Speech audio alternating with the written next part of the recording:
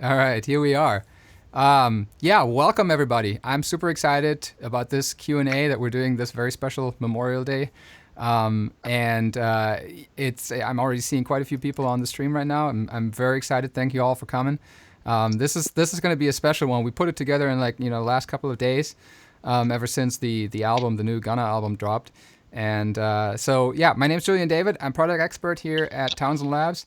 I already got Bainz and Flo on the call. I just wanted to give a quick hello to everybody.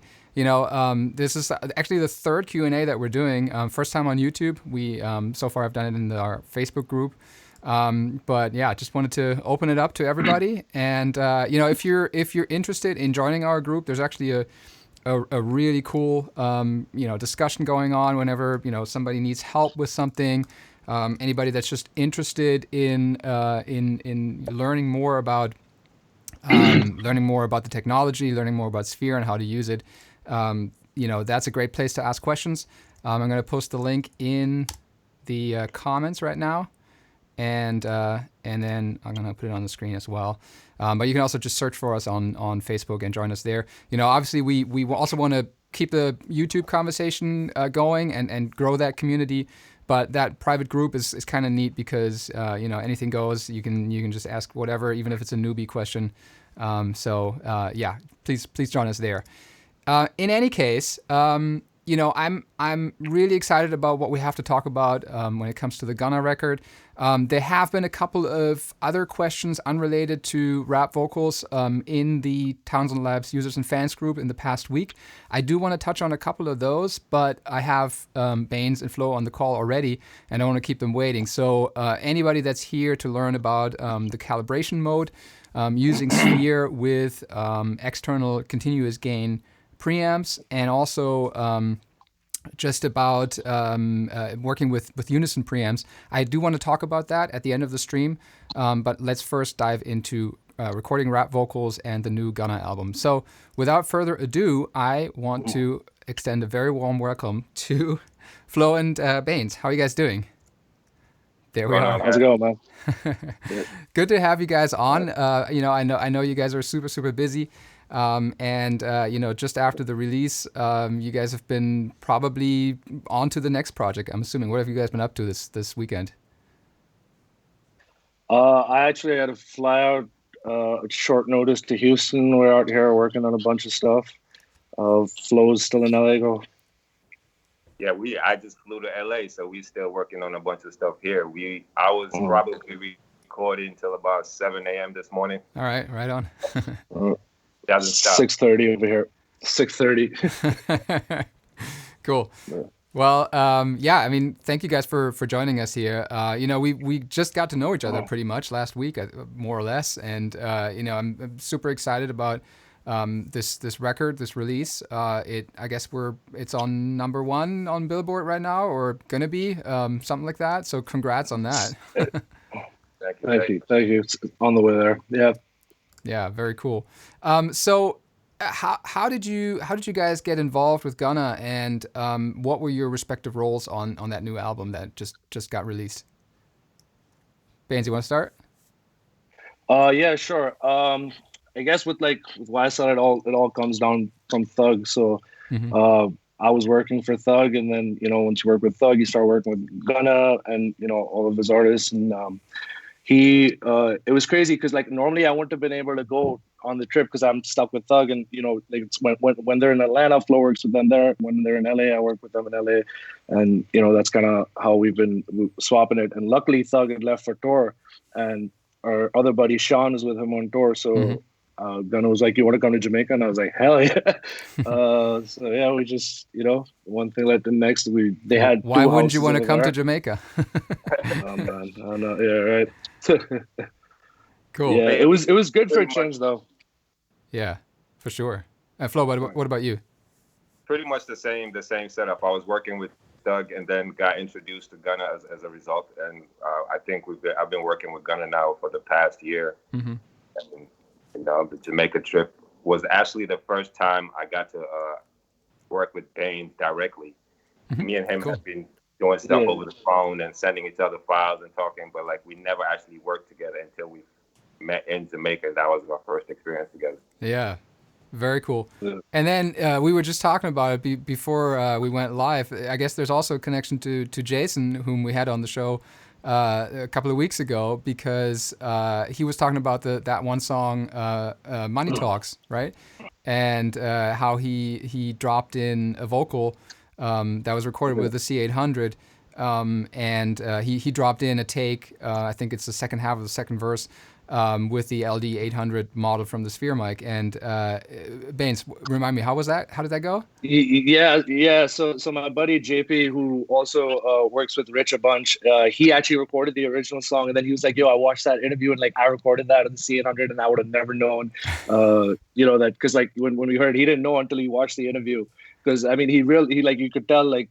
Some stuff is different and stuff, there was stuff that's been punched in and all. Yeah. But it's crazy because that's happened to us in the past. Like we've had to do it on records that are pretty big records where certain words have had to be replaced. Mm-hmm. And like, I can always tell. I don't know if like everyone else can tell, but I can always tell, like, oh God, it's a different mic or whatever. So that's actually really cool that you can do that. And plus, the fact that you can travel with it, don't have to carry a CL1B, a preamp, and all of that stuff. Just go through the Apollo really helps when we're on the move. Yeah, totally. Very cool. Awesome. Well, it's cool to see how that whole connection works out. So how did you first hear about Sphere, the Sphere L22? So Steven Bannister over at Westlake, he was like, "Yo, I've got one of these mics. I really want you to try it out." And like, I had used the Slate VMS a bunch of times, and it was cool. It's like it was cool to have something quick and ready, because there was a lot of times when there's Thug and Gunna recording together. Yeah. I would end up using the Slate once in a while because we'd have two mics set up at the same time and they'd go back and forth. Sure, yeah. Kind of thing. So anyway, Steven gave me the Townsend, and I think Jamaica was the first time I just happened to take it with, and Flo had already set up like a complete rig. Mm-hmm. Like there was a lot of stuff shipped out. And we just, Flo, you were talking about how we did the AB and all that. Yeah, I mean, we like he said, we had a whole rig sent down there with a Sony C800, a CL1B. Oh, hold on, no, we had an Avalon down there, a Neumann down. So we had a complete setup already. And the first night when we got started, I think we ran through the Neumann into the Avalon, and it was all right. But listening back to it, we were like, we have to figure something out because of the conditions that we were in. We had to figure a way to get the signal to be cleaner and more usable. Because we didn't have to want to recut some of these records after the fact. We wanted to be able to use what we were capturing in that moment, because you can never get back the moment. It's just something about being there in that time that creates the sound, and trying to recut those records is just not the way to go. Yeah. So maybe go ahead, Bainz. I was saying that's the spaces that we were recording in. So because these were big mansions over there, you could choose a room that was out in the corner. But even then, you want to get the view and everything. So it's all like big open rooms, and there's a lot of wind. There's people talking, coming and going. These rooms aren't acoustically treated. Yeah, I'm showing you a couple of pictures right now, by the way. So we got that. Oh yeah, and then the crickets. The damn crickets. I never knew how much I hated crickets till we got there. I remember at one point Gunna was like, "Yo, if this is," he was like, "It's cool if it's in one." I was like, "Yo, it's a vibe." He said, "It's cool if it's in one song, but if it's in every song," he's like, "I'm not gonna record." Like, he's like, you gotta put the crickets in the credits. Yeah, crickets.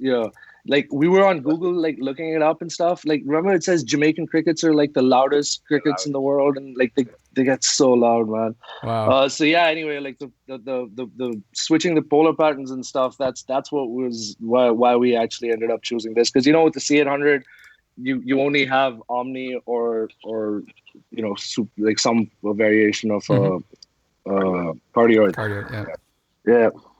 So I mean that actually comes back to sort of what I wanted to talk about with the L22. So it's interesting because you had all this gear shipped out there, and I guess it seems like there were a couple of considerations that basically made you think outside the box a little bit and see what you can do with Sphere that actually gets you a more usable result in that space, so you can actually keep those takes and get professional sounding recordings, Right. and not have to recut everything.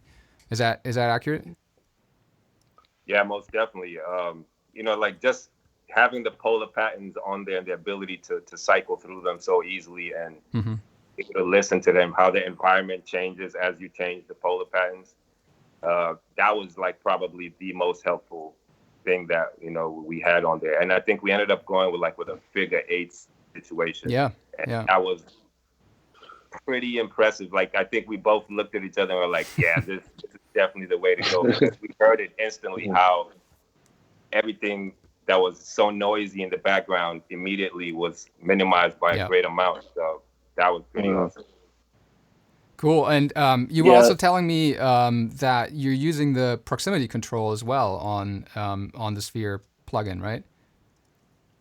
Yeah. So while adjusting the proximity effect, you could tell that certain lower tones that were undesirable were getting pulled out. Yeah. And specifically for Gunna, he has a really low voice, so sometimes the clarity or the highs is what you want out of his voice so that you can get the clarity out. And being able to play with the proximity effect and just take out some of the lower tones helped bring out the voice, and I didn't mind printing that. Yeah.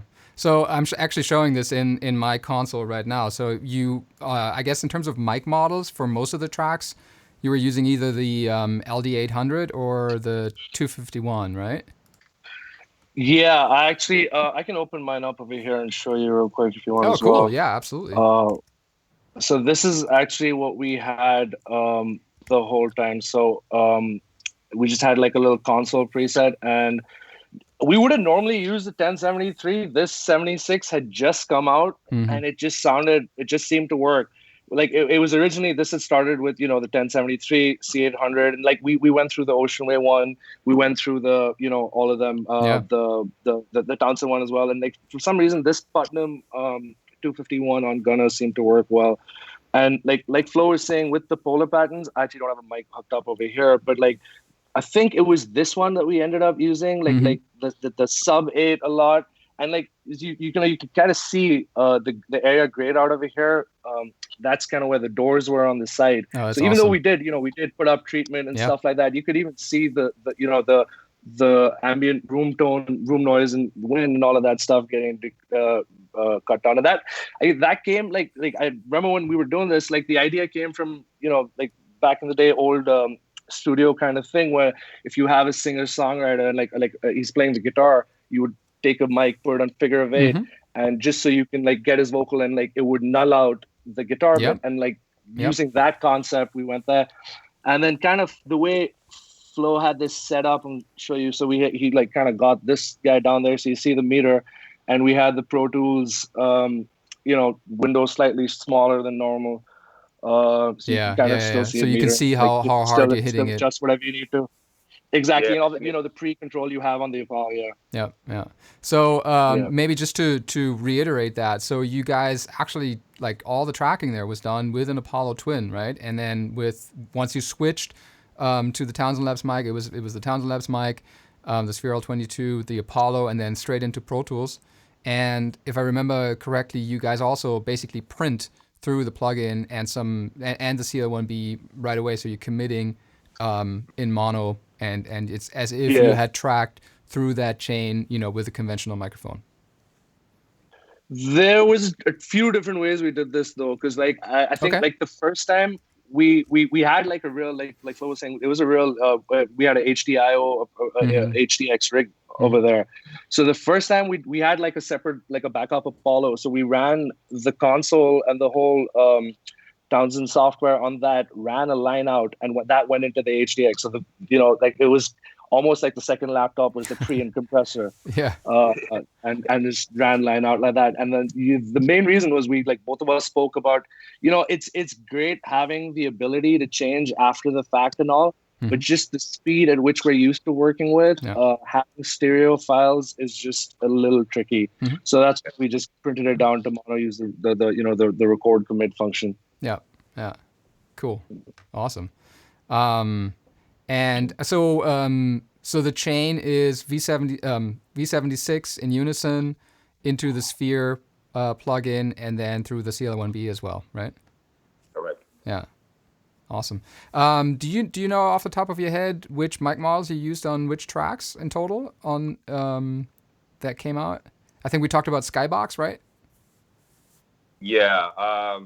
It would be hard for me to remember directly which ones. Skybox was the first one, I think, right? So Skybox was the C800. Then after that, it was the Elam. Because I was just looking at the cool. Yeah. The settings. Yeah. That's, so Skybox was That's awesome. Yeah. Very cool. Let's look at a couple of questions here.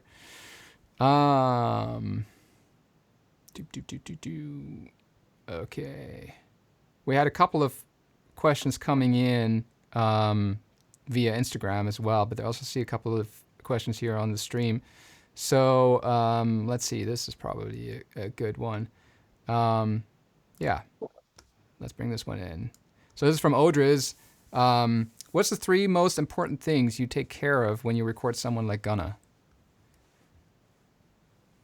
Vibe. Mm-hmm. That's one.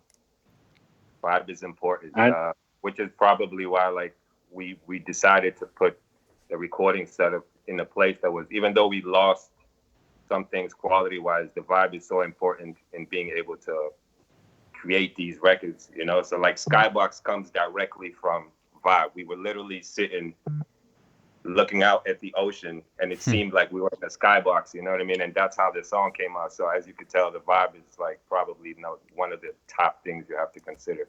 Was that one of the main reasons why you guys went out to Jamaica in the first place? Was that one of the thoughts that made Gunna go out there?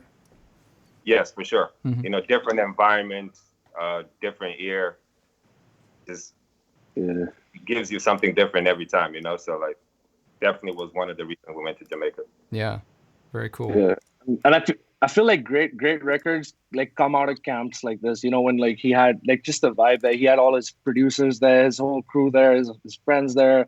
You know, the engineers that he's used to working with. Yeah, it's just a level of comfort. You know, if you travel, you go to studios, you move around, you work with different people. Like he says that a lot. Like it's just about comfort. Like Flo was saying, the vibe.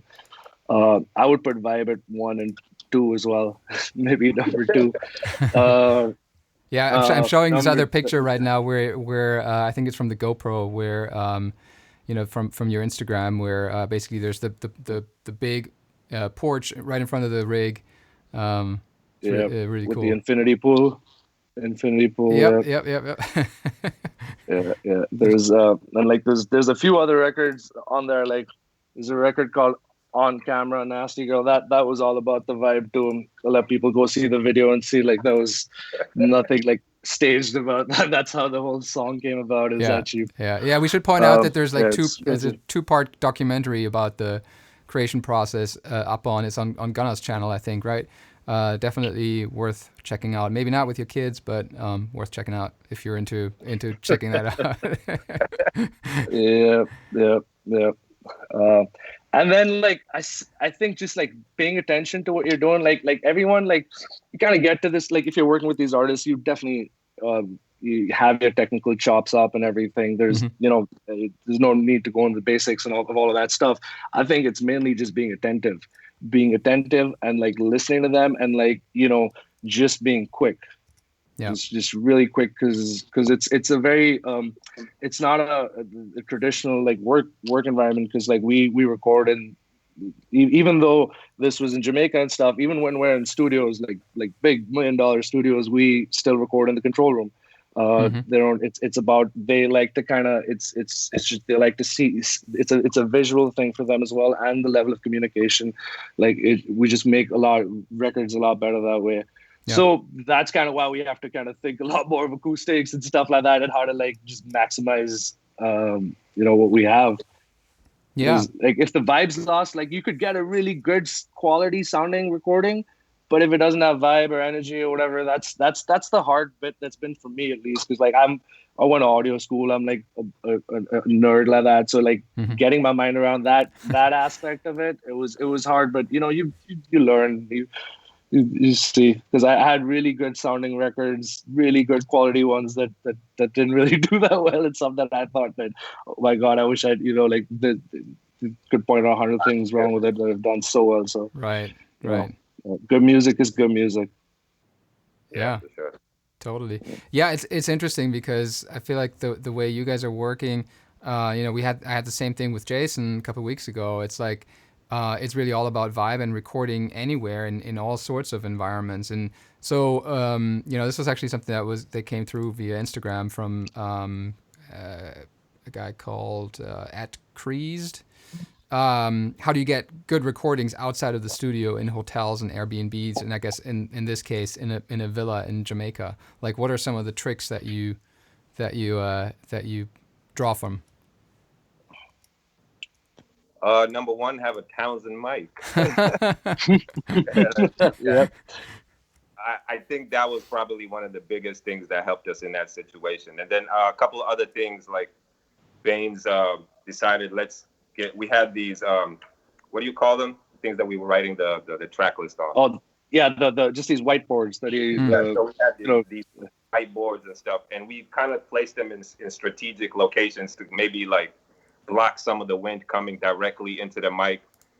There was a couple behind us, I think, and we just put like cushioning and stuff on them to kind of help with the acoustics of the environment. Those are some of the things. I don't know what else you remember, Ben. We stole all the cushions from every pool chair we could find.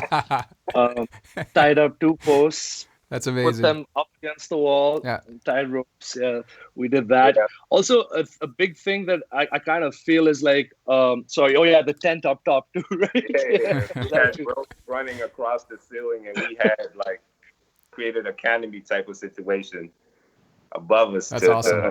It reflects off of the ceiling. Yeah. So you just got to make it. This is you're at an island town and like Jamaica type, where they say like if you need something, at one point we needed a sub over there because the speakers were big enough. Yeah. I swear, like the guy took us to a fabric store, like where they sold curtains and like all kinds of random things at this this like weird street, and like this little corner upstairs where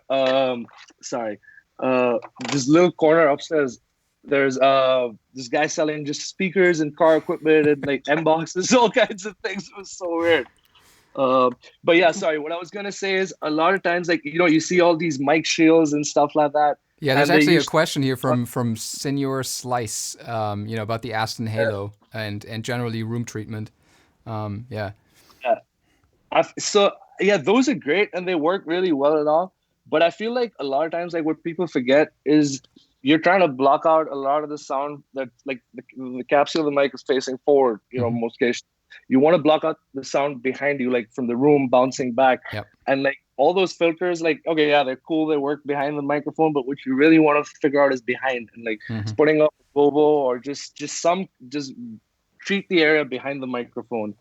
Behind you. Yeah. So part of the microphone. Sorry. Yeah. Yeah, totally. And of course, the thing with the reflection filters too is that oftentimes basically all of them, they do affect the sound. There's typically kind of like a low mid frequency buildup, and I mean I know that when I talked to Jason, he was like, yeah, I use it. He actually used the Chaotica eyeball, but only as like a last resort. And he's like, yeah, I mean it does change the sound, not in a good way. But sometimes it doesn't work any other way for him, so it's interesting. But yeah, I mean you definitely, and it's interesting. I wanted to mention this real quick because so when we did with Townsend Labs, when we did our very first demos, and we didn't actually have a booth at NAMM, we just rented out a hotel room, and we were doing like private demos off-site there. To like press and some higher profile engineers and all of that, and we basically ripped the whole place apart, put up the mattresses on the wall, and then had like live demos there. So it's totally the same strategy. You just got to make it work. It's awesome.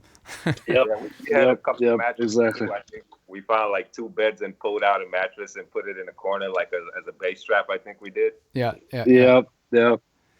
man. Yeah. It's just make anything work, man. You know, when you don't have Owens Corning and like real panels, no Orlex, none of that stuff. It's just anything but egg cartons. But like the thing I think people should understand is like we made up a lot of this stuff on the fly. You know, like we were learning in the process as well and figuring out what worked and what didn't work. So if you have an idea and you think that it would help, you should probably try it, because we were making this stuff up as we went through. Like, obviously, we have knowledge of what we've been doing over the years that informed our decisions. Sure, yeah. Try it out, you know? Yeah. Were you at all skeptical about using something like the Townsend Labs mic when you Hell yeah, you started out with it? Of course, hell yeah. Come on, like I'm still like, if you walk into my room where I mix my studio, I have so much analog gear. Like I'm still an analog purist. Like I have like so much outboard stuff. So for me, it was taken with a grain of salt, but you know, like that. So a lot of people have asked me the question, okay, and I was like, okay, is it gonna sound the same?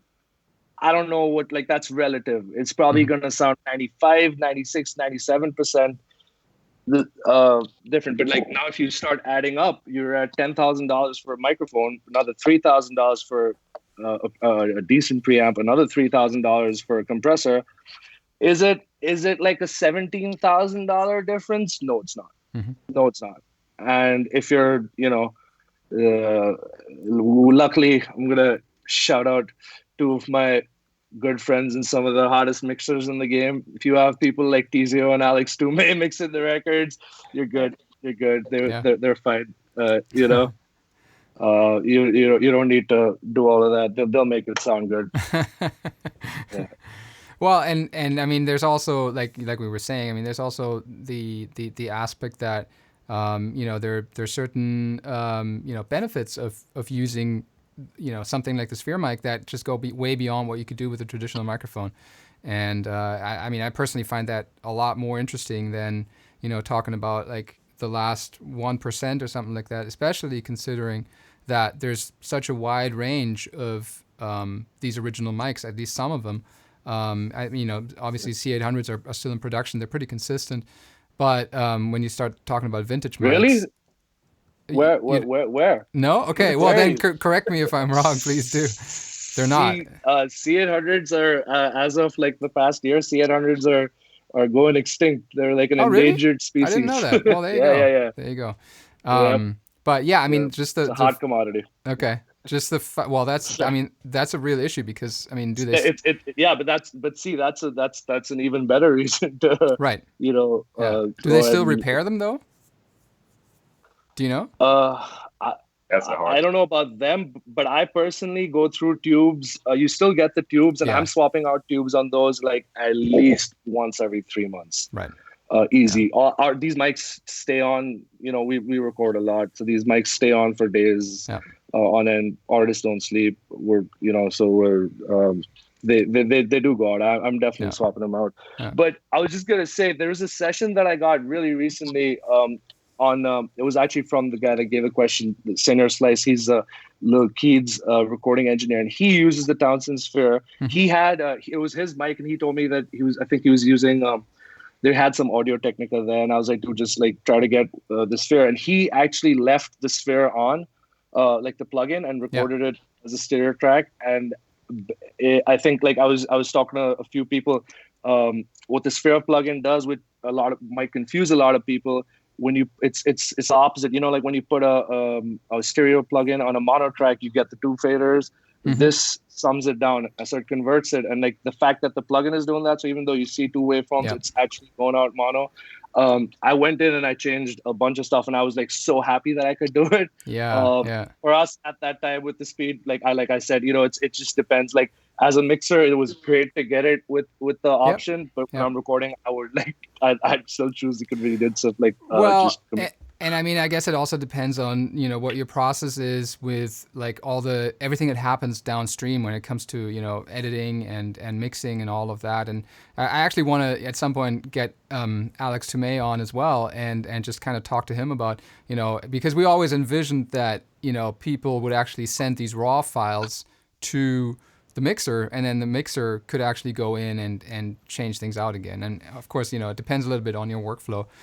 What you're talking about, the automatic sort of 2-channel to mono conversion, is actually something that only happens in Pro Tools, and it's not supported on UAD. So, but I love that because you don't have to waste resources and that kind of thing. There's a comment here that real quick ties into just the different mic models, and this is from Ioannis Andriatis. He actually is a regular in our Facebook group, and he's asking, have you tried the 251 from the Putnam collection? That you guys ended up cutting a track with that as well, right? That's the one I just showed in the I think I still have it up here. Yep, the BP 251E. Yeah. Do you recall which track that was by chance? Everything after Skybox, I think, right? Yeah, so Gimmick, I'm on some, and Don't Play Around. Okay. Cool. Awesome. How do you, in general, this is something that I see quite a bit being asked, how do you generally choose the right mic for a vocalist, whether that's, straight up rap or any singer really? What's your thought process when you go through that? I'm thinking about tones, generally just something that captures and brings out the best tones for the artist specifically. Mm-hmm. The tones, I think, is my first pick. Yeah, just like, I guess like some of the problems is some of the mics get a little too mid-rangey and some of them are just a little too dark. You just have to find something that cuts through and works for the artist. Sometimes you want a warmer, darker tone, and then you go with something like a 47. The cool thing I think is with having like a Sphere, a lot of people who didn't have access to mics like this, and even if they did have access to mics like this, like we do, the whole you got to get the power supply. The setting up multiple mics to swap out is not as easy as clicking one button. Mm-hmm. So it's definitely a good starting point to like at least understand what a ribbon mic sounds like, what a dynamic mic sounds like. It's kind of a great learning tool in a way. Absolutely, yeah. I wish we had something like this when I was at Full Sail years ago. Right. Do you find that you like when you start working with with a vocalist that you maybe haven't worked before, that you're trying out different mics, and do you find that once you've actually like processed it, that then you go back and change the mic out because you realize that maybe once you add all the processing on top, it doesn't work quite as well anymore? I think for me, definitely. Ended up happening, right? Is like we already had a chain that we were comfortable with and that we knew pretty well that we have used before. Yeah. But in that particular situation, we listening back to it, like we're having to do too much, or it just doesn't sound as clean as like it to sound, and that informed our decision to be like, let's try the Townsend mic. Let's see what we get from that. Yeah. And then you started with the 800 and then ended up switching to the 251. Yeah, correct. Yeah. Just because we could. Yeah. I was like, I don't think I would have thought to have done it otherwise, but I was like, oh cool, let's check it out. Yeah. No, that's really cool. What was the feedback like from Gunna? Was he involved in that decision making process? They love the light. Light, yeah, you love the light. Yep. That's probably as far as it goes. Yeah. As long as it sounds good, I don't think they, Yeah. Like if you don't get the question from the artist with the look on their face, like, why does it sound like that? If you don't get that question, you're doing Yeah. That makes sense. Bainz, do we want to look at, so we're getting a bunch of questions here regarding, the session setup and sort of your tracking template and go-to effects. Do you want to jump into Pro Tools real quick? Yeah, sure, we could do that. So this is just, remember, this is like just a basic tracking template. The idea with, sorry, one second. The idea with my tracking template any tracking template is you want to try to keep the latency down. So there's all like just low latency plugins. So we Because would, you're you have monitoring, obviously. you're monitoring through Pro Tools, right? You're not monitoring off of the Apollo. No, no, no, Mm-hmm. no. I mean, like, yeah, through Pro Tools. Yeah, Mm-hmm. exactly. Mm-hmm. So this is like a big a debate whether you want your record track going out the bus or not. A lot of people do it. A lot of people don't. For me, the consistency, if it's sounding the same, is better. Like, especially unless the artist is really struggling, then I'll swap it. But Flo, have you also kind of been doing it like this, right? Yeah. Or do you still So go me what and it? you, we have exactly the same like routing system, and I definitely run it through the bus because of that same reason. I want to hear what it sounds like going. I mean, I want the recording to sound like the playback, just for the consistency. It helps the artist out. It helps Exactly. with the vibe. It's weird when it changes when you do a punch too, right? Right, exactly. Yeah. So like for that Yeah. it's better to run it through the bus for us. Mm-hmm. So yeah, we can start here. So basically, the first thing you have is auto tune. This is a cool tip. Group your tracks and then link your auto tune. So I mean, link your first insert slot. So if you change one here, It changes everywhere. Yep. Mm-hmm. changes all of them. I mean, now with the new auto tune, you can send it to all of them. But like that was a game changer. It, like, speeds up the process a lot. Yeah, we drop it in the track here. It's just, so I kind of use playlists differently. If it's something that's just recorded and we're saving it, I'll kind of, just do it over here. But I've got this thing up here muted.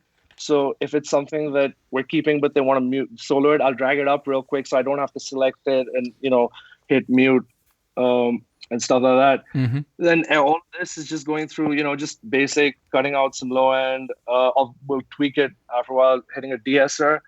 There's this EQ over here that's just cutting a little. This is off actually. What company is that? I've never heard of them. Oh, I'm just kidding. So, just a little bit of stuff here, and then the effects down here, and then we have a few of these effects throw tracks. That are going to different ones, and you just drag them down if you want to reverb throw, delay throw. There's a few extra ones over here that I have hidden just to save space. Mm-hmm. Pretty basic, and then we kind of always try to have another bus set up either for the hook or for another artist, stuff like that. I run my background stuff like in the delay throws and all of that through a different bus as well. I don't know how you do it, Bainz. Oh yeah, right there. That's it. The throw effects bus. Yeah. So I have a separate bus for what all that stuff runs through. Mm-hmm. Background stuff as well. That also came from like initially it was just quickly duplicating and doing it like that. The thing with the template is it's like it evolves so much, and this is the exact same one we used then. I'm sure yours has changed since then, Flo. Even mine has changed since then. So just like see what works for you and like keep evolving it. That's like the main thing. Things like, if one session you have something or you like something, kind of put it in there. Just, I think like when it comes to like actually recording, like, and again, they're two completely different philosophies. Mixing is like, when mixing, I would think something completely different. But when you're recording, speed and efficiency, and like, because like you said, the first thing is the vibe. So no technical thing should get in the way of the vibe. Yeah. So just don't complicate it. Yeah, and I like to keep my template pretty simple too, like because we move around a lot, we go to different studios, so like the ability to just pull up a template and know that I could go right away without having to download new plugins or figure that out is a big one for me. Just again for the efficiency, for the speed. If we're somewhere for a while and we're spending time there, then obviously I can adjust the template to match the situation, obviously, and go from there, build on it. If anything, we try anything cool, and we're like, oh, we like that. We'll save that to the new template, and like you said, it's ever changing and just growing. Yeah. I think that was a subliminal jab at me, because I even though I said that, I'm the opposite. I'm so I like shit that I use, and I'm so in it, and it's so specific that when I go to a place and I'm like, you don't have sound toys, I got to change today, like call the studio manager, get sound toys and stuff like that. Well, I mean, like I will say for like there are just basics, right? And I would say that like sound toys and H delay, and that's You kind of would you'd be expect that. surprised. Sound Toys is a basic, right? And then like some of them, but like I had to call Flo and I'm like, dude, nothing is working. I can't find my old template. Can you send me one real quick? Do you Came to the rescue. There's another question here that gets a little bit more into mixing, although I guess also tracking. I mean, do you find yourself mixing or rather switching between different mic models depending on like a section of a song? Have you ever tried that?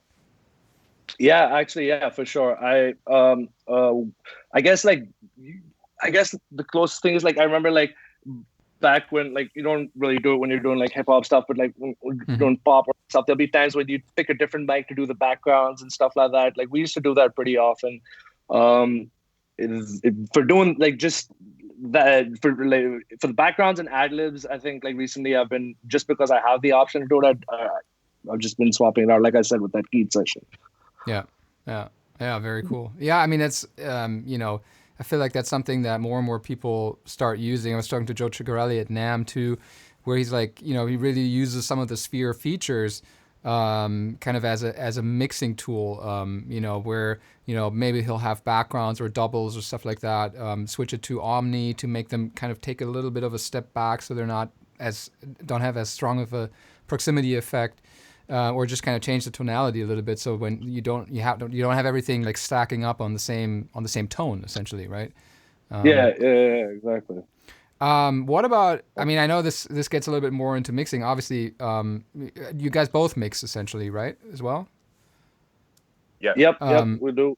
Cool. I mean, there are a couple of mixing questions. Obviously, Gunna's record was it mostly mixed by Alex Tomei? No, it was actually split right down the middle. Alex and Tizio. Tizio's Chris Brown's engineer. He's mixed Chris Brown's record. We actually just worked on a project together as well. With Flo, me and him also worked on the Chris Brown and Young Thug project, Slam and B. Yeah. So yeah, both of them, and we've all like worked together in the past, because we call ourselves the slime engineers, slime engineers. So cool. A little corny joke, inside joke. Are there any particular tricks that you can share about working with a 2-track beat? This is coming in also via comment here on YouTube. Flip gain that shit down as soon as you drop it in, right. And light it up with the grid. Basic EQ. Go ahead, Flo. Probably some mid-side stuff would definitely be helpful in helping you, get it as close as possible to what you can. But yeah, I use a lot of MS processing, either EQ-wise or compression-wise, just to kind of help with that type of situation. That's probably as good as it gets. And then I guess another option could be if all else fails, maybe there's a way to get stems after all and not work with the 2-track. Right? No? Yeah. Am I just dreaming here? Majority of the time, we're definitely trying to get the stems from the producers. There's certain situations where we won't get them, and we have to live with the 2-track. But yes, for sure, we're trying to get the track outs. But if there's most of the times we get the track outs, but it's just those few occasions that like everyone's like, oh yeah, it's you do what you can do, just make it work, right? Make it work. A lot of EQ, like you said, mid-side stuff. I have an SSL Fusion that I like a lot. Oh, cool. I actually end up using that on 2-tracks a bunch when I can get some space. I can get a little more knock, and sometimes if it's too much, there's a filter on there too. Kind of works pretty well. In terms of this is a good one. I'm actually going to talk about that a little bit after our session. Outboard preamps versus Unison preamps, and then working with Sphere. You guys mentioned that you had an Avalon, an actual physical Avalon shipped to Jamaica for this record, but then in the end you went with something completely different. We had a 1073, a CL1B. The Avalon was like sent by mistake. Oh, okay. So it was our chain is a 1073 CL1B, C800 most of the times. Sometimes a 251. Yeah. But they sent a 87 and a Avalon, and like I looked at Flo, and like there were a lot of jokes about that. But luckily, they did send a C800 also, and I carried a 1073 and a CL1B as well, because like and the Townsend. So I like had we just like took everything because we didn't know initially. We thought there'd be multiple artists, multiple setups. I was like, it's just better to be over prepared. Sure, yeah. Because like we said, Jamaica, you're not getting anything over there. Yeah. We tried to Amazon something, and it said like 3 weeks delivery or something. All right. Yep. Yeah, no pram out there from the fabric store. That's crazy. Yep, straight down, man. But so generally, you feel like the Unison preamps they totally stack up to an outboard preamp, or do you still hear a difference there? I still use we use the Unison preamp because of the Townsend. Mm-hmm. I like definitely think if we did have the option, I would have probably used two 1073s. Yeah. But then again, you're not going to be able to get two CL1Bs and like two. It's just it gets a bit tricky after that. Yeah. But I mean, when given the choice, I always go towards the I like the real thing. Yeah. But that being said, sorry, go ahead. Yeah, same here.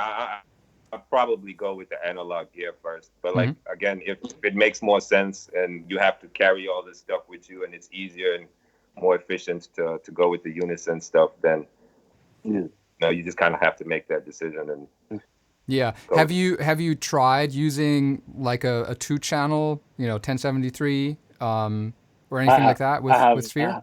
I haven't. No, I haven't. I'm not. So the thing is, like, this is where I'm at. Like, if we're traveling, if I'm in the studio, I'm gonna use what I'm comfortable with, what we've been using for years. That's like the same thing.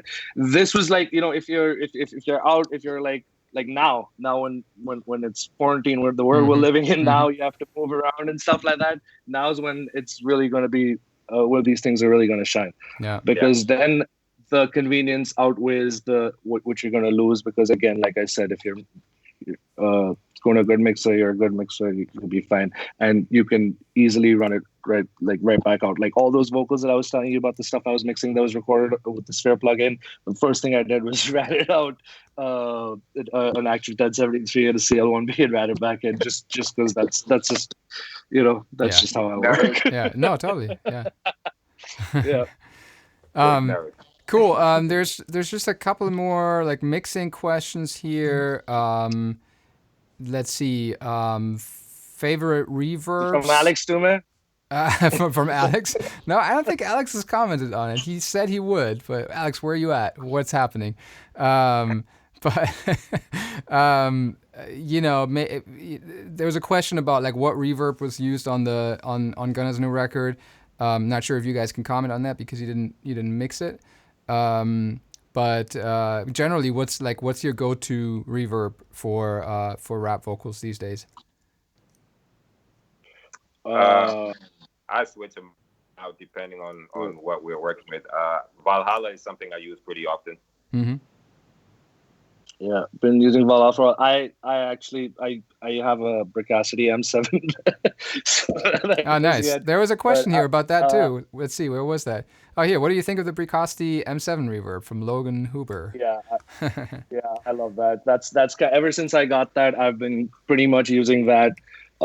Every now and then I'll use like the Capital Chambers. I really like too. Oh yeah. And like I think like for like when you're doing like an effect throw, like a quick thing, just instinctively I'm gonna open Valhalla Vintage Verb. It's the quickest for like just dialing it in perfectly and stuff like that. But then for like a constant reverb, I'm gonna use the M7 because we have. Yeah. Flo, you got one as well? Nah, we pretty much Valhalla. Oh yeah, okay, awesome. Mm-hmm.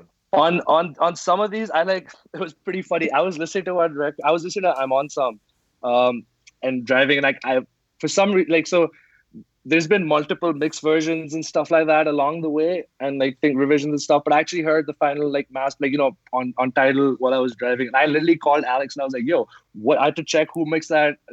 Called him up and I was like, "Yo, what did you use? What reverb did you use over there?" And his answer was, "Oh yeah, that's just throws, man. That's just throws." And I was like, "All right, cool, bro. Okay." So there's your answer. But I think both of them too use a lot of Valhalla stuff. Yeah. What song was that? Liquid Sonics. It was I'm on some. Oh, okay. Yeah.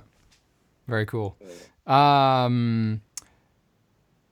I mean, this is kind of a common question I see a lot. Just 808, working with 808s. And actually, I watched Alex's talk on Pizzado's Place, where the same question came up. How do you make 808s hit on small speakers? Any tricks on that? Distortion. Everyone's probably said this exactly. Distortion, and like cut off the low and cut off the roll off the lows and the distortion. It's really just about I don't know, man. The 808s is an ongoing thing. Just make sure it feels right. The thing is you'll sometimes go for something that you think will work and it won't work, and you have to try something else. So like it's just so dependent on the audio that you have and what the record actually needs to sound like. So there is no straight answer for that. Distortion is definitely one of those things that we all. Yeah. I'd like that. Like, I think if the distortion is changing the sound too much, then like I've been burnt a few times when I've done that. So there's other things you could do, obviously get that 60 up, good old Pultec. But there's the Voice of God has been great for me. I actually bought 2 of the 500 series units of that, and I just feel like the filters sound a little smoother on those. They're not as pointy as on the plug-in version, so I'm usually paralleling that in. I do a lot of parallel stuff, and everything for the 808 especially. Just parallel it with a lot of stuff so you get a nice thick sound, and then work around it. Don't be afraid to go back and change things, because it's I get mixing is like a step process. Like you go from top down, and all of us do that. But then there's a lot of going back and massaging things the right way. Yeah, for sure. Cool. Well, I think we're pretty much done here with time. We've gone an hour. Let's just go through if there's one more thing. Oh yeah, this comes up too quite a bit. Just maybe just a quick one in terms of gain staging. I know that a lot of folks are struggling with that. What sort of levels do you aim for, especially with that chain as you're going through the preamp and then into the Sphere plugin, or generally with any mic and then going into a CL1B. I know there can be quite a few differences between working with analog hardware and then working in UAD, but what's sort of what's the ballpark there? For me personally, or do you just not think about it? No, I definitely do. For me personally, yeah, I think I like personally really I'm big on getting a lot of the gain out of the compressor, because I just don't want to clip the pre hard. And again, I know I'm using a CL1B, so I could use that, because it just doesn't, I know a lot of people like leaving the CL1B Unity. Personally, I get a lot more of my gain from that, because I feel like it's a little cleaner, as long as obviously you got to get a decent level, but I just don't want to ever crunch too much on the peaks. Yeah, just don't send distorted vocals, Please don't. Please, can we stop that?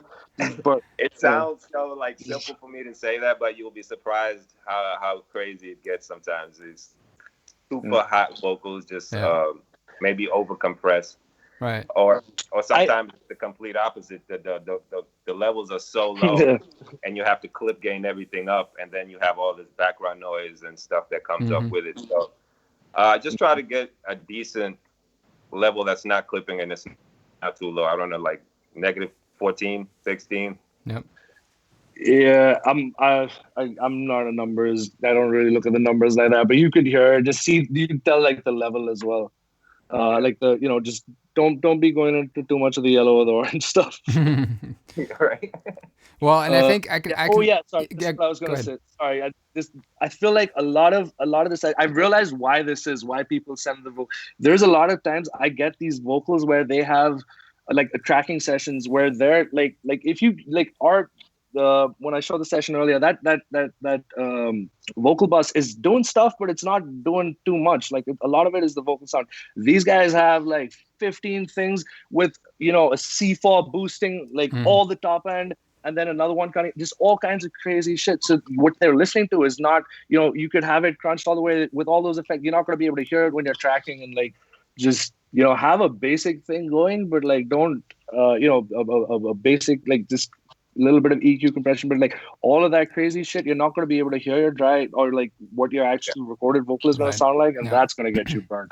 Yeah. Yeah. That makes sense. What about mixing? Where do you aim with the vocal, versus the 2-track? Is there anything that you sort of, in terms of numbers and all of that, or is it just kind of rolling with it and doing it whichever way feels good Yeah. in terms of gain staging?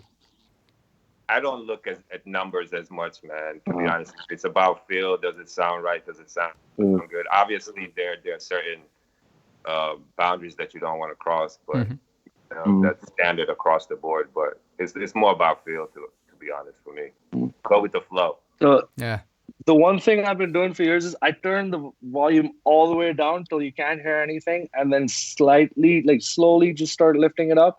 And when the first thing you can hear is the vocal, and then the music's not that far behind, that's like kind of a good reference for me personally. I've just been doing that for a while. Yeah. Yeah. Very cool. All right. Well, I mean, obviously there are more questions here, but we can't cover everything. And I don't know if you guys have any time to pop into the comments or anything like that. But hopefully, we'll be able to talk more some other time. Yeah, sure, absolutely. And it's definitely been a great treat for myself to have you guys on. Keep me posted where you guys are up to. I mean, you know how to find us. Keep the good stuff coming. and I can't wait to hear what else is coming. I've been actually listening to the Gunna record a lot myself. I really dig it.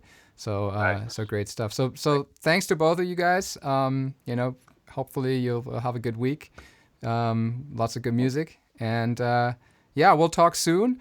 I'm still gonna keep going a little bit. I have a couple of things that I want to show. But yeah, massive thanks to Bainz and Flo for coming on, and we'll talk soon. Hey man, thank you, man. All right. All right, go listen to WUNNA, guys. Yeah, for sure. Appreciate you guys. Thank you, guys. All right, thank you. Bye. All right, so there we are. Thanks you guys for joining in. I can try to cover a couple of things, but definitely, these guys are the pros when it comes to rap vocals. But there have been a couple of other questions coming up in our Townsend Labs users and fans group. I have a link down here. And one of the most common questions I guess we've been getting this past week is there was a discussion about working with external preamps and how you make that work with Sphere, especially when those preamps don't have like a link functionality or they have stepped input gain or anything like that.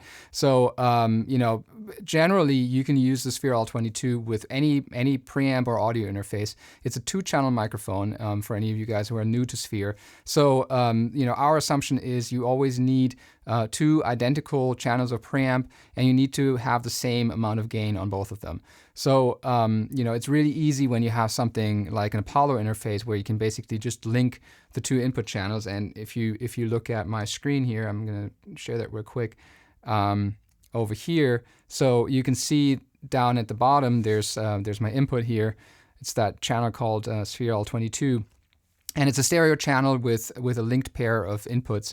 And the cool thing about that is that I have just a single gain control. If I move this over here, right here. And so, it's almost as if I don't have a 2-channel microphone. It's just one single gain knob, and that's it. So, that makes it really, really easy, but you can do a very, very similar thing with something like an RME, Fireface, a UFX, where you basically any kind of audio interface where you can link the 2 channels. That said, of course you can use any other audio interface or preamp, even if it's a unit that does not allow you to link the 2 input channels. And so you can see here on the top right of my screen, I actually have a second microphone set up. I'm going to show this. So this mic right here, and let's get this over here. So I have this mic hooked up to this pair of AA preamps that you can see right over here at the top right. And I can just switch over here, and this is coming in through this external preamp pair of channels down here. So again, it's a linked pair of input channels, but it's going through the external preamps. And so what I'm doing here is at the moment I have them set to exactly the same, more or less exactly the same gain. So the way these preamps work is, hopefully you guys can see this in the small screen. There's a stepped input gain right here, and then there's a continuous output gain right here. And if I turn this all the way down, then the sound actually cuts completely. It's almost like a fader. So it's one of the things that you can do with something like also like a 1073 style of preamp. Whenever you have a stepped input gain and then a continuous output gain, like on a 1073 or 1084 preamp, and the same is true for the BAE or warm audio or whatever, what you can generally do is just keep the output gain all the way up, so you're at one of the limits, and because that's where those knobs are actually most consistent. And then you can use the stepped input gain to control what kind of level you're sending into your DAW. So in this case, I have these set to the same gain, and then these are all the way up. And if we go to the Sphere plugin, the way you work with an external preamp is so there's a calibration that you would have to do if you can't ensure that you're applying the same amount of gain to both channels. It's actually really simple. So what you would do is you go to setup, and you switch the mic to calibration mode. I'm going to pop into this view real quick. So there's a switch on the back side, and that pops it into calibration mode. And what then happens is we're now sending the front out on both of these channels. So instead of the front and the back, it's now the front twice.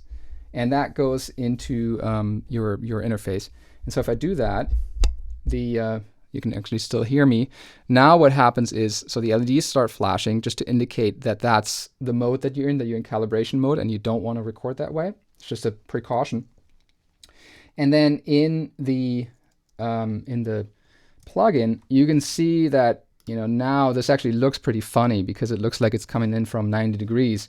So that's a good indication. If you see something like this, then you know that you might be in calibration mode. But whoops, also, the plugin actually automatically senses, as long as there's signal coming in, the plugin automatically senses that the microphone might be in calibration mode, just to give you an advance warning here. And so it pops up the calibration menu here, and all you need to do at this point is hit auto. There you go, and now we're matched to 0.00 dB, and we've taken care of any kind of mismatch that we might have had previously. And so there's the rear trim here, which basically adjusts the 2 capsule with respect to each other to give you that perfect match that you want. And so this was actually a question that came in. I'm going to put it back out of calibration mode and switch back to my other microphone. That's actually above me. So there was a question that came in on the Facebook group as well, where basically the question was, well, then, what if I change the gain? Do I then have to recalibrate? And The answer is yes. So whenever, I guess it depends a little bit, because when I have the output gains or the output faders all the way up, when I change the gain, it actually, it's still a really good match.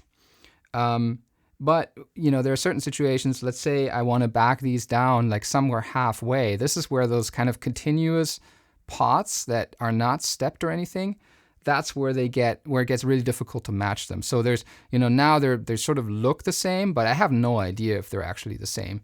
So, if I then go back into calibration mode, switching back over here, and we'll just see what happens. The plugin, the plugin is probably going to sense this again, but I can also just tell it to bring up the setup dialog.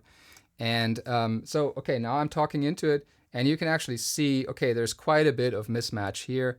And I'm going to click auto. Oh, level too low. Let's see this. Check 1 2 1 2. Oh, because I gained it down, so I'm going to gain it back up here. See what we get. That should be pretty good. And let's see. We're still in calibration mode, but these are mismatched a little bit. Okay, here we go. So now you can see this meter moving as I turn the knob. You can actually see the meter moving in the plugin. Now, of course, I could now adjust this, until I actually finally end up at 0 dB. But there's no need to do that. As long as you're kind of in the ballpark, now I can just hit auto, and it pulls it back to 0 with the rear trim. So it's actually really, really easy to do that. And it doesn't really slow you down. I have personally been in situations where I would just actually forget about it, honestly. And say you're doing a vocal recording, and you've been experimenting with the gain staging. You've been trying to get a feel for the dynamics of a singer, for instance, and then you've been adjusting the gain quite a bit, right? And so then at some point you're ready to record and you just want to roll. Certainly I've done that. And what's cool about this is that, if you forgot about doing the calibration, within limits, because you always want to make sure that it sounds good while you're tracking. But if you forgot about it, what you can do is you can just do it after it. You can just, you're done tracking, you leave everything as is, and you remember, oh, crap, I still need to do my calibration. And you can totally still do it afterwards, because as long as you're not committing to the plugin on the way in. Of course, if you're doing that, like, the way that Bainz and Flo are working, they're committing to the sound of the Sphere mic on the way in. In that case, you do have to do the calibration before, because you're doing all your processing and then you're done. But if you are leaving all your options and you're just monitoring through the plugin, then you can by any means do the calibration afterwards. And so what I do is I typically actually will record a little bit of audio with the mic in calibration mode at the end of the session.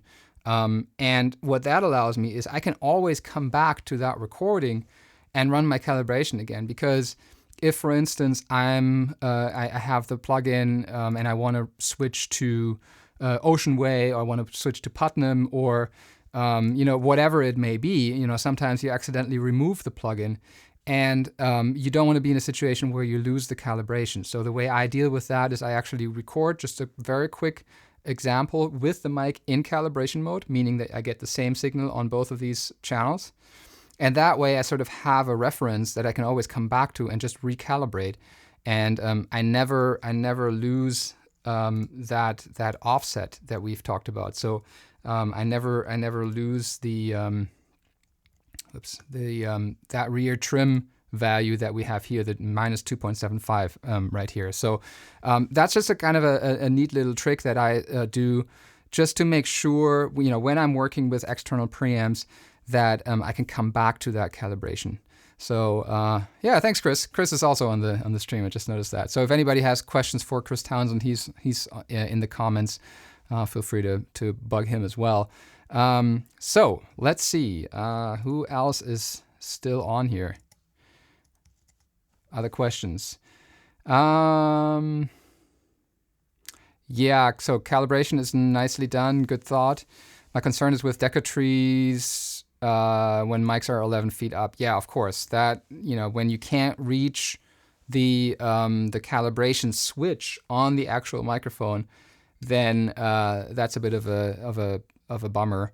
That's, in that case, I would definitely recommend working with preamps where you're pretty sure that those gains are going to be matched. And, we're not talking about, 0.1 or 0.01 dBs or anything like that. I mean, like with something like the AEA preamps here, like, if I was in a mode where, I would just, put it at the extremes where those continuous gain pots are most accurate, all the way up on a 1073, for instance, and then adjust my input gain to where I get a good level, and then I just wouldn't worry about it. So if I have to, gain it down a little bit, then, I wouldn't recalibrate. But if you're somewhere in the middle with these continuous controls, and the same would be true for an interface that only has continuous gain control, say like a Focusrite or something like that, those pots are typically not the highest quality, and they just vary. Like even if you put them, visually at the same spot, there's going to be quite a bit of drift. So in those situations, yes, you definitely want to calibrate. Okay, so here's another question here, and I'm just going to keep going for another 10 minutes or so, and then I think I'm going to have to wrap it up. But let's see. Yes. Okay. This is coming in quite a bit. Should I use a UA 1073 plugin before or after the Sphere on the insert? And this is in WUNNA. By the way, I should mention that we are planning a dedicated Q&A about Sphere and WUNNA. I'm already talking to Drew at UA about this, and it's probably going to be something in like 2 weeks or so, maybe 3 weeks, but we'll see. But we are working on that, and I think that's going to be really helpful.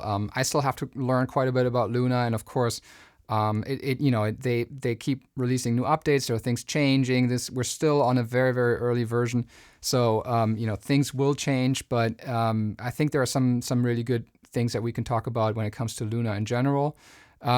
But what I can say is when it comes to working with the Unison preamps and the Apollo and then with Sphere, there also was a discussion about this in the Facebook group this week. And, I understand that it's kind of counterintuitive in terms of workflow that you would go from the microphone to the physical microphone, but then into the Unison preamp first and then into the microphone modeling system. I know that that's a little bit kind of just counterintuitive, but the truth is that so the way the Unison technology works with UA, when you change, and I'm going to switch back to console here. So the way Unison works is I'm using the 88RS actually. As we're talking. So if I wanted to switch to, let's just bring this up here on a different channel. If I'm using something like a 1073 preamp that actually does have an impedance switch, then what happens, and you hear this as you're sitting next to your interface. You hear this that as you switch this, there are relays switching from low to high, and I can't do this right now because I'm on the line input. Well, let's switch this real quick. So now I'm here, and as I switch this, I can actually hear relays switching. And what this does is it actually changes the impedance network that they've built into the front end of the preamp. So unfortunately, there is no communication between the Unison preamp and the Sphere plugin. It's actually something that would be really, really cool. I'd love that a lot. But it's not in place at the moment. And so you're switching the impedance on the front end that's connected to the physical L22 microphone, and you will get some kind of impedance interaction between the preamp, the Unison preamp, and the physical mic. But because the Townsend Labs mic is a modern solid-state condenser microphone, there actually is very little impedance interaction. I think there are changes in probably the harmonic distortion, and probably also the frequency response in the 1073 for sure. That's something that the UA guys will know a little bit better. But you're not, as you change mic models, that's actually happening after the Unison plugin. And there's no way for Sphere to sort of interject itself before that. There's just no path for that, and it's something that would actually, I think, be pretty tricky to implement. But who knows? Hopefully we'll get to that at some point. It would be really, really cool. But at this point, the recommended workflow is to have your Unison preamp in first, because that way you're getting that unison behavior of changing the impedances. And so the same thing would be true in Luna. I would still put the Unison plugin in the first recording insert slot. I don't have Luna up right now, but we'll talk about this more in the next Q&A when we focus on Luna. But still, you would put the Unison preamp as the first insert, and then Sphere right after. So the same thing is true in console, where we here have, let me bring this up here. So right now, this is the Sphere L22 that I'm talking into.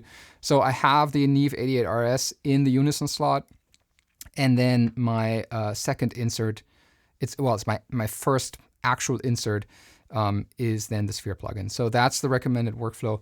And that also allows you, for example, in the case of the 88RS, which is what I'm using right now, it allows me to compress it a little bit, right? So I have compression engaged and I have it linked on both channels, which is important. And then after that, I'm going into the Sphere plugin. What this also means is that I have the ability to print both the sound of the 88RS plugin with any EQ that I'm using and compression as well before going into the Sphere plugin, and then I can make all the tweaks in the Sphere plugin afterwards, and I can actually say that I want to do that. I want to keep that open. I don't want to commit to it and make all the changes in my DAW. And the same thing is true in Luna. I would put the Unison preamp in the first recording insert slot, and then actually have the Sphere plugin on the first insert post any kind of Neve or tape processing in the first sort of monitoring insert slot. So hopefully that makes a lot of sense to you guys. Definitely let me know in our Facebook group or here in the chat if there are any more questions regarding sort of the workflow with UAD, Unison technology, and Sphere. But I think it should probably cover everything that was still kind of difficult to understand.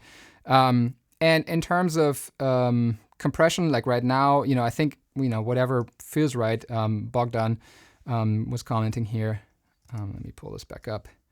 How hard do you compress vocals in console during the recording process? I think it very much, I don't know, I'm assuming this was a question for Bainz and Flo. I think it really very much depends on, how confident you are with your settings. I mean, obviously these guys have a ton of experience doing this kind of stuff. I personally always, go for like just, maybe barely touching the needle, maybe 2-3 dB or something like that. But at the end of the day, if you're not super confident, if you're not 100% sure, then it's definitely something that you can always add later. Once a take is potentially ruined, then it's ruined, and that would be a shame. So, I think it really just very much comes down to experience. We've heard from these guys a little earlier that they do get a lot of vocals that are distorted, and of course compression can cause distortion as well. So I think it's probably, if you don't have a ton of experience, it's probably good to just leave that up to the mixer and just go light on it. Just coming back to UAD and Unison very, very quickly, songs from a headband. If you're let's see, if you want to use Unison, you would always put the preamp, so the Neve preamp, you would always put that first into, you would always put the Neve preamp, the Unison preamp into the Unison slot, and then the Sphere plugin right after that. If you're in Luna, I would still put the Neve preamp first and then go to Sphere. You can do it the other way around. There's nothing necessarily technically wrong with that. It's just that you are not going to get that sort of physical impedance interaction that you between Unison and the physical L22 when you put Sphere first and then go to the preamp, because at that point it's not a Unison preamp anymore. But again, if it's a very, very specific WUNNA question, I would ask you guys to just hold off on those, and we'll talk about them in the next Q&A a couple of weeks from now. So,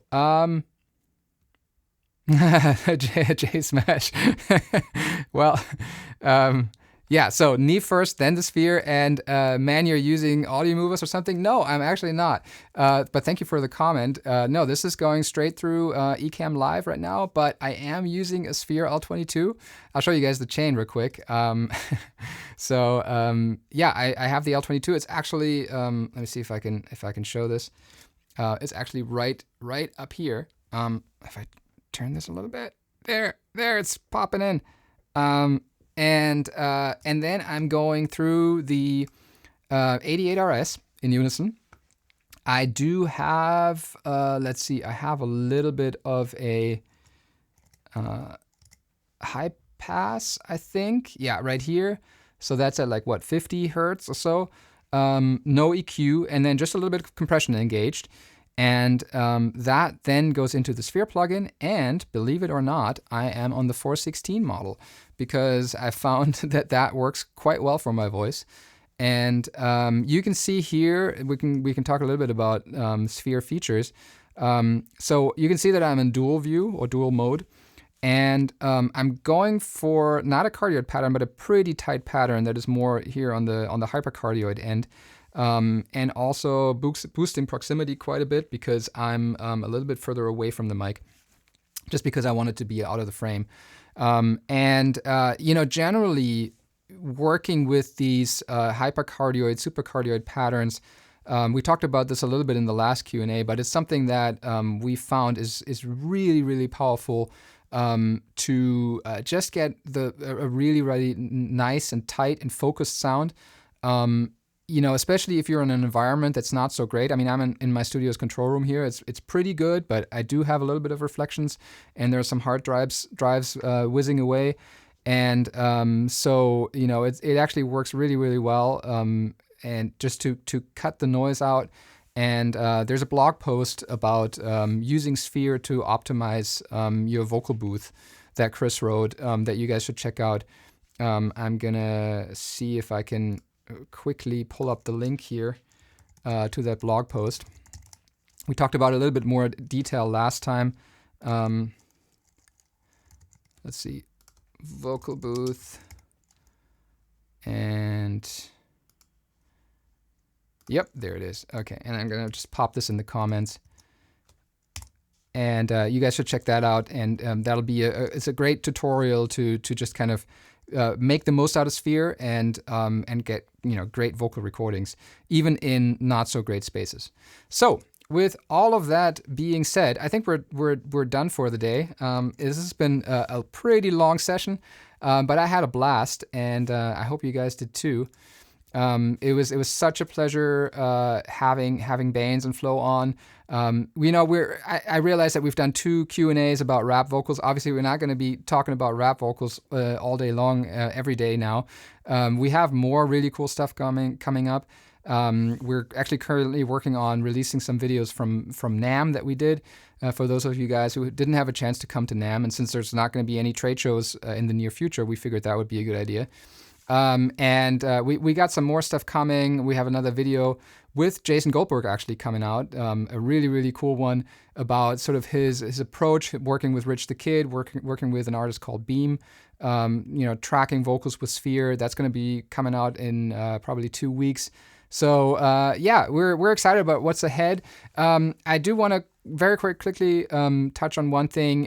We do have some availability issues at the moment. If any of you guys are looking into buying a mic right now, check with your local dealers and distributors. But we are working on getting more mics out there. It's just, obviously everybody's facing some challenging times when it comes to the supply chain.